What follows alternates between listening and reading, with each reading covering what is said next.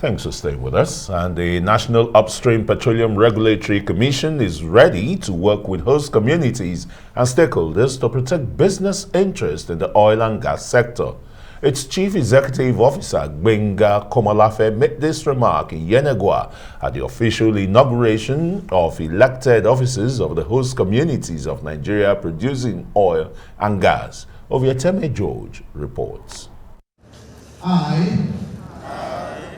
Elected on the 20th of May this year, the national president, Benjamin Style Tamaraibi, and members of the executive take the oath of office for another tenure of 4 years.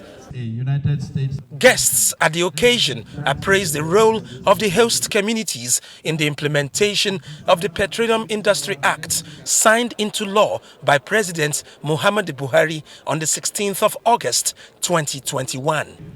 The Commission, empowered by the PIA, is committed to working with the host communities and other stakeholders to ensure business investments and critical infrastructure in the oil and gas sector are adequately protected while safeguarding the safety and sustainability of the environment. The PIA may not have satisfied all interest groups equally. This notwithstanding, it is comparatively the first ever legislation that has significantly provided for the development of host communities of oil and gas in Nigeria. This is not to say that all provisions of the Act are perfect and infallible. As a government, we're against that 3%.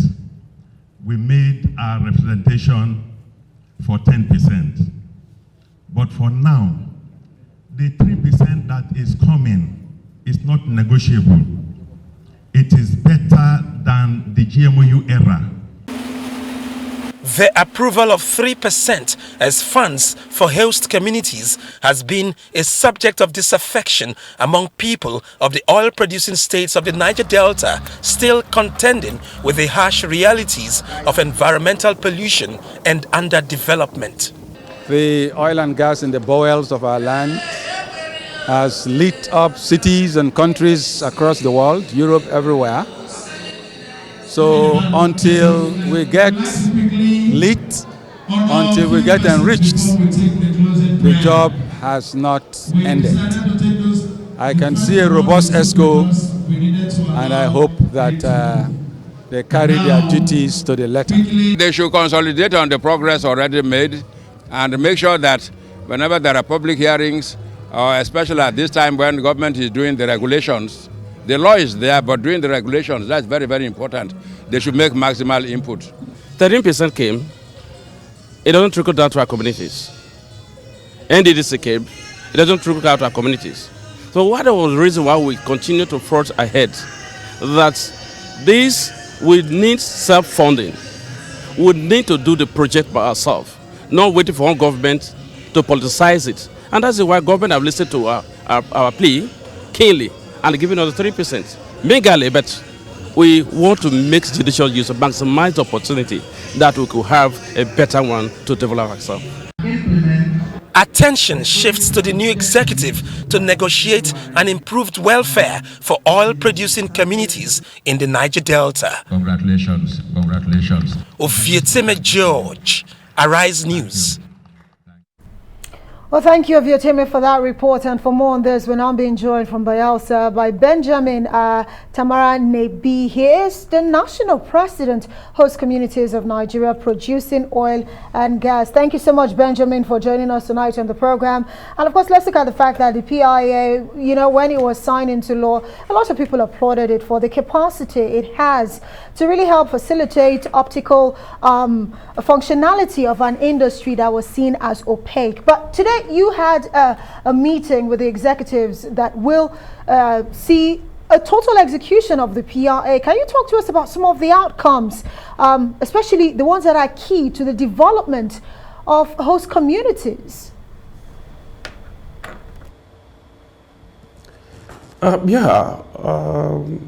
As members of host communities, we have really worked together and come up with this platform, as other NGOs are, like the TUC, NLC. is OSCOM body is the mouthpiece of the vulnerable people of all host and impacted communities.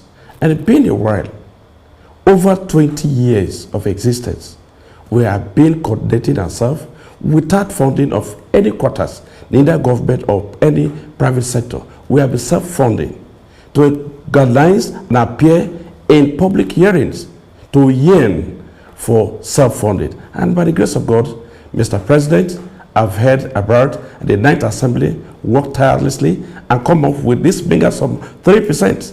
And we want to ensure that we don't want to disappoint the government. Our community self-sustainable development is the key and paramount to us. And I want to work with NUPRC from project commissioning to decommissioning. We don't want it a way that it will be in terms of NDDC. When funds have been given to a particular group of parastatal and funds have been diverted or given us substandard projects.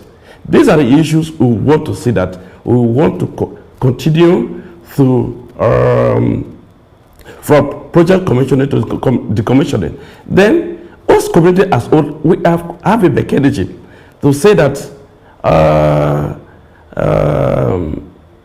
this crude oil theft, pipeline vandalization, and other criminal tendencies that are occurring in our communities.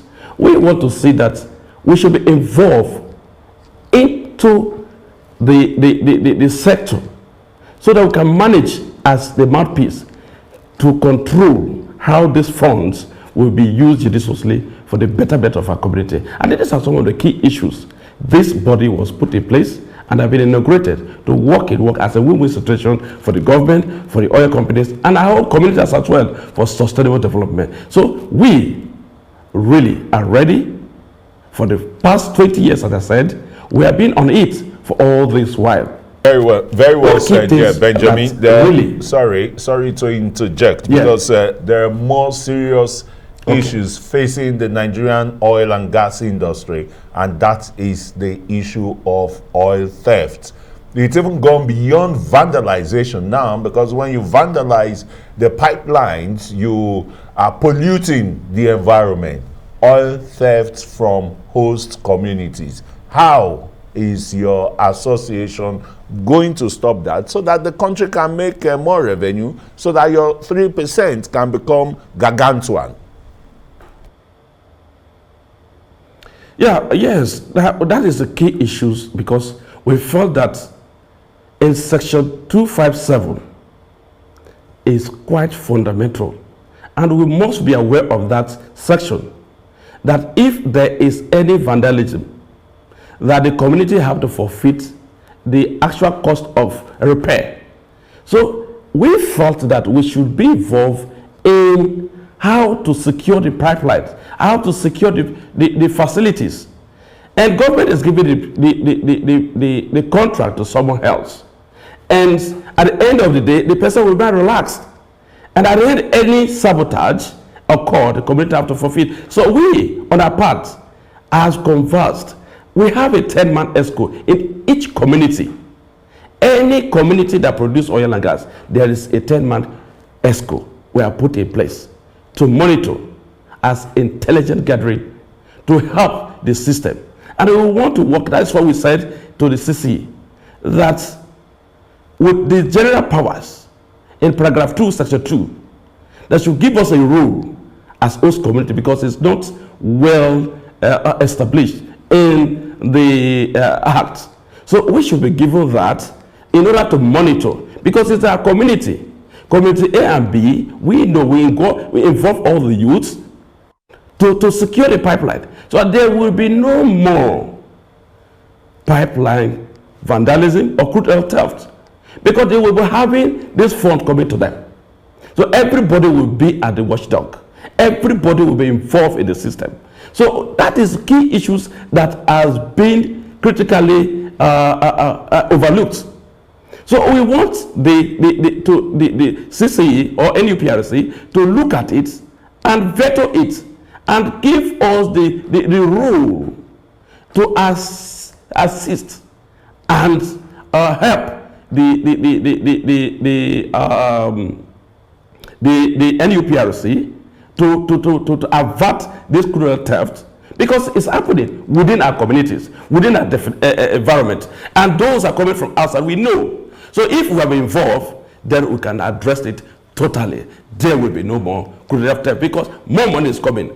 And another one we also advocate is that we didn't say that should give us the pipeline job totally, but 50% of it should be involved in each of the community where these pipelines are passing. And if we are involved in that, I tell you, that will be drastically reduced to the barest minimum. Right. And community will be enjoying, the government will be winning, and the oil companies will be winning. It will be a win-win situation for all. Right. So the government should look at this aspect of it and involve us to work together. These are the key issues. We all have formed this organization. We have the national body, we have the state body, we have the local government, we have the cluster, and Benjamin, the community. So we are all organized. Absolutely. Yeah. Well, Benjamin, it's quite critical to get the community involved, you know, so that way when you own a project, you protect it with everything that you have. Because at the end of the day, Nigeria can no longer, you know, keep bleeding the way we're bleeding. Looking at the report that says 48% in 2 years, talking about 5.51 billion was lost to oil theft in Nigeria, and that's a huge leakage, really, that has to be blocked. But my question is, you had a meeting with the committee, speaking about the upstream, those in charge of the upstream sectors. This concerns in terms of securing the pipelines, having the communities being involved. Did you raise it with them, and what was the outcome of that? And also, let's marry that with what are some of the challenges? We know there's so many of them, but what is the way forward? Do you think the PIA can really address the plethora of issues affecting the host communities in Nigeria? Yes, we've been able to raise that before the chief executive and the state, that Nigeria cannot bleed any longer, because I told them that involving the communities is quite paramount. If you involve the community to address the security issue of it, nobody will go out to break pipeline, rather or connive with some other group of people for any crude oil stuff, because they are involved totally in 50% of the pipeline contracts, and they will be going out every day and in, and nobody would like to as one of the as say, you will not allow yourself to pour sand into your garden. You will not secure it with your own life, because they are gaining it. Community is gaining, government is gaining. But if you involve the security, the government and the security to look into it, they will sabotage. Let us be our own. Nobody will be. But I love CC because he have done it by coming down to the communities to discuss with us one-on-one. That is the goal. That is the best. Those communities have not heard before. From the existence of the 63 years of oil operation, we have never heard government have come down to the community one-on-one to engage them, not in Abuja, but this time around, down to the first oil that was struck in this country. He came down to Bayelsa State, Yenagoa, by convoking every state, including Anambra and Kogi. They are part of it. Their traditional rulers were part of it. We all discussed robustly and how these communities will benefit, how the PIA will be well managed. These are the key issues we have discussed. Thank and you. I believe Thank you so very much. We've run out of time. Sorry to interject. Yeah, it's very, very sorry. Benjamin Tamara Nebi, he's the president of the host communities, oil producing communities, oil and gas producing communities.